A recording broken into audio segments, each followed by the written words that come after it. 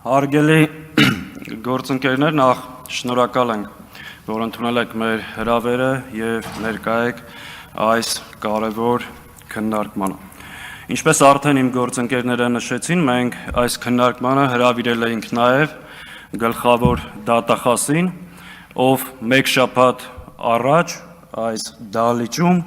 ուժային կառույցների մյուս ներկայացուցիչների հետ մարտի 1-ի ողբերգական դեպքերը հերթական անգամ քաղաքականապես շահարկելու եւ ներկայացման նիստին էր մասնակցում, բայց պետք է արձանագրենք, որ այսօր խուսափեց ներկա գտնվել այս քննարկմանը մեկ պարզ պատճառով, չունենալով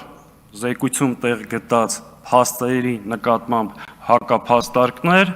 եւ նաեւ չունենալով պատասխաններ մի շարք ապօրինությունների, որոնք իրականացվում են շատ հաճախ կամ դատախազության անմիջական նախաձեռնությամբ կամ դատախազության մասնակցությամբ։ Մենք այս քննարկմանը հրավիրել ենք նաև Հայաստանում հավատարմագրված դեսպանություններին, միջազգային կազմակերպություններին, բոլոր նրանք, ովքեր մասնակցում են, շնորհակալ ենք, բայց ստեղ եւս պետք է արձանագրենք, որ մեր միջազգային գործընկերներից շատերը նախընտրեցին ներկա չլինել այս դահլիճում եւ չլսել ու մոտիկից չծանոթանալ Հայաստանում ժողովրդավարության իրական վիճակի մասին։ Ամեն դեպքում մենք կգտնենք արդյունավետ ձևաչափեր այս քննարկման արդյունքները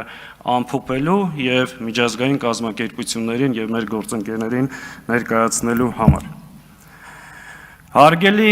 գործընկերներ, ակնհայտ է, որ Հայաստանի Հանրապետությունը կանգնած է պետականության, ինքնիշխանության,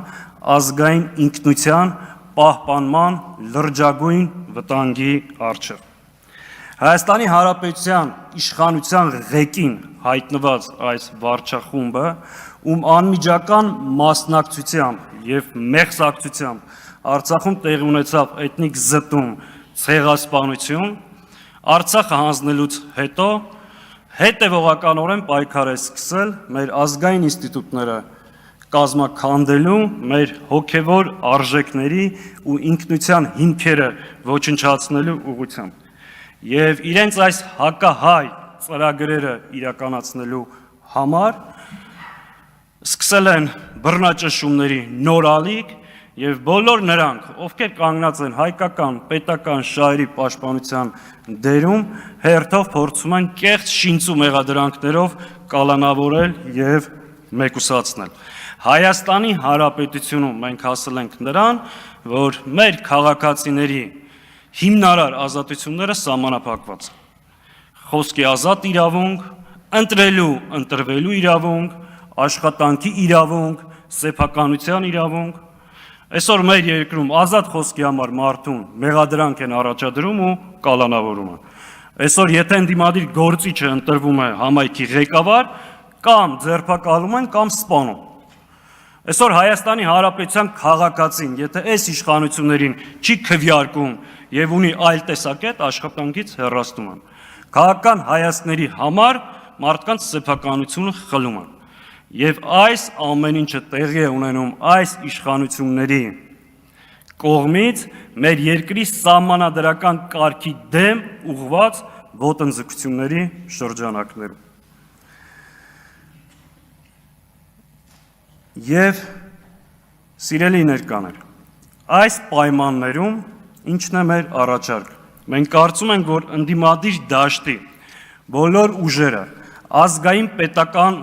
մտածողություն ունեցող քաղաքական եւ հասարակական շրջանակները պարտավոր են մեկտեղել իրենց ջանքերը եւ հնարավորությունները այս իրավիճակը կասեցնելու եւ փոխելու համար։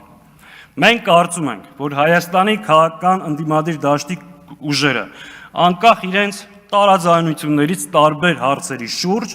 գոյություն ունեն կարևոր առանցքային օրակարգային հարցեր, որոնց շուրջ պետք է համագործակցեն եւ արդից օգտվելով հրապարակային կերպով այդ առաջարկը եւ այն կետերը, որոնց շուրջ կարելի է համագործակցել, մենք ներկայացնում ենք։ Առաջինը բոլոր օրինական միջոցներով ձևավորել հակազդեցություն, բռնաճնշումների և քաղաքական հետապնդումների նկատմամբ։ Երկրորդ, հայ առաքելական եկեղեցու և ազգային արժեքների պաշտպանություն։ Երրորդ, քաղբանտարկյալների իրավունքների պաշտպանություն։ Այստեղ հատուկ ուզում եմ նշել, որ պետք է առաջնորդվել որևէ քաղբանտարկյալ բոլորիս քաղբանտարկյալն է սկզբունքով։ Այսինքն, եթե Հայաստանի Հանրապետության որևէ քաղաքացի հալածանքի է ենթարկվում այս իշխանությունների կողմից, մենք պետք է մեկտեղենք մեր ջանքերը և բոլոր ուժերով կանգնենք քաղբանտարկյալների իրավունքների կողքին և պայքարենք նրանց ազատության համար։ Չորրորդ, բացառել ընդդիմադիր դաշտում միմյանց նկատմամբ հակաքարոզչությունը։ Մենք ունենք մի թիրախ, դա այսօրվա այս չարիքի իշխանությունն։ Ակնհայտ է, որ ընդդիմադիր դաշտում կան որոշ ուժեր, ովքեր նաև արևի տակ տեղ ունենալու համար հաճախ թիրախավորում են դաշտի այլ գործընկերների։ Սա մեր համար անընդունելի մոտեցում է և մենք պետք է հասնենք նրան, որ ընդդիմադիր դաշտում բացառենք միմյանց նկատմամբ հակաքարոզչությունը։ Եվ վերջին կետը, ակնհայտ է, որ այս իշխանությունները իրենց վերարտադրությունը ապահովելու համար ամեն ինչ անելու են։ Ողջ պետական ռեսուրս և հնարավորությունները օգտագործելու են իրենց վերարտադրության համար, փորձելու են չեզոքացնել իրենց քաղաքական մրցակիցներին։ Եվ այստեղ անհրաժեշտ է, որպեսզի ընդդիմադիր ուժերը համատեղ ուժերով վերահսկեն նախընտրական, ընտրական և հետընտրական ամբողջ գործընթացը, փորձելով ապահովել և զերծ պահել այս իշխանություններին հերթական չարաշահումներից։ Հարգելի գործընկերներ, սրանք այն օրակարգային առաջնային կետերն են, որոնց շուրջ մենք ընդդիմադիր դաշտին առաջարկում ենք լիարժեք համագործակցություն։ Եվ այս համագործակցությունը որևէ կերպ չի կաշկանդելու որևէ քաղաքական ուժի ինքնուրույն առանձնաբար իր քաղաքական ծրագրերը իրականացնելու ազատությունը։ Մենք հավատում ենք, որ ընդդիմադիր դաշտը մեր երկրի, նորից եմ կրկնում, ազգային պետական մտածողություն ունեցող հասարակական քաղաքական շրջանակները կունենան այդ գիտակցությունը, մենք կկարողանանք միասին ձևավորել այդ դիմադրության ճակատը Հայաստանի Հանրապետության ազգային շահերը պաշտպանելու, մեր երկրում սահմանադրական կարգը